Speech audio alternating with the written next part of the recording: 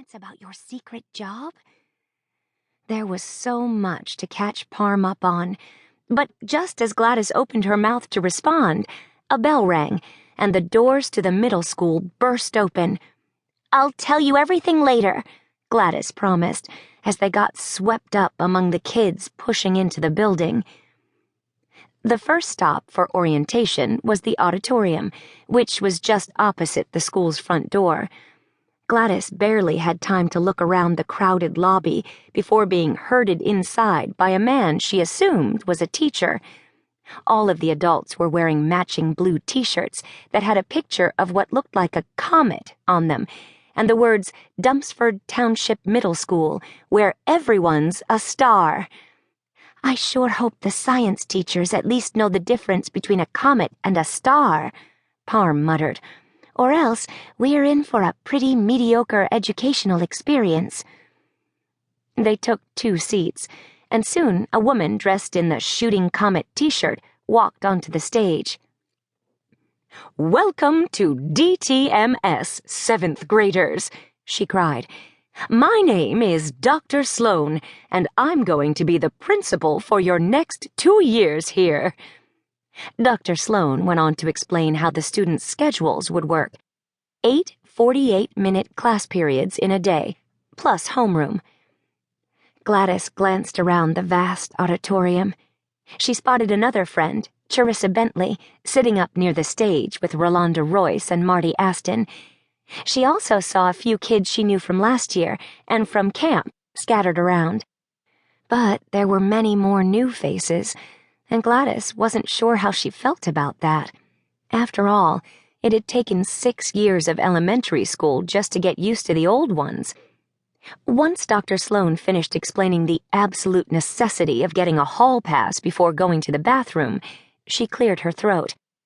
"And finally," she said, "I have an announcement to make about after-school activities.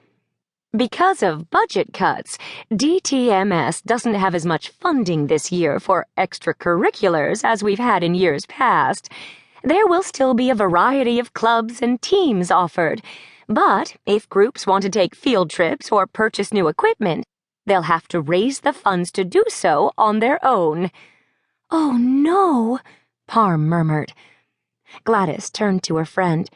"What?" The budget cuts didn't sound like such a big deal to her, but she wasn't planning to join any clubs anyway. She figured that her job at the Standard was after-school activity enough. Parm, though, looked distraught.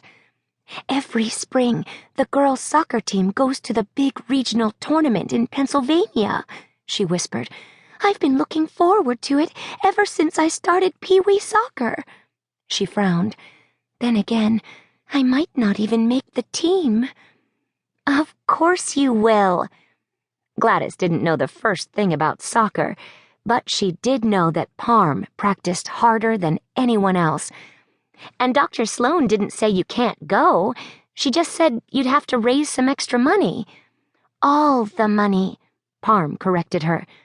"Do you know how much money it takes to send a team of 18 girls away for 2 nights? Gladys guessed that it was probably a lot. Parm and Gladys weren't the only ones discussing this latest announcement. The entire auditorium was buzzing.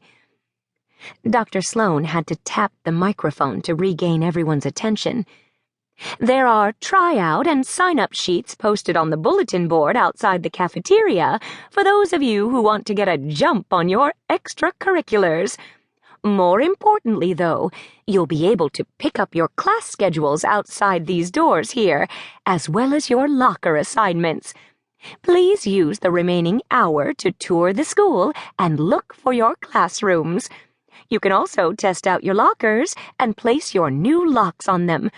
Teachers will be stationed in every hallway to help you out.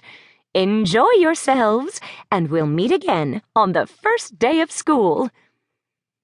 Out in the lobby, teachers were manning tables with boxes of schedules organized by last name. Gladys went to the G station and Parm to the S.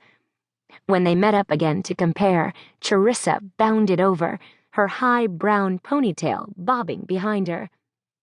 "Hey, Gladys," she said brightly.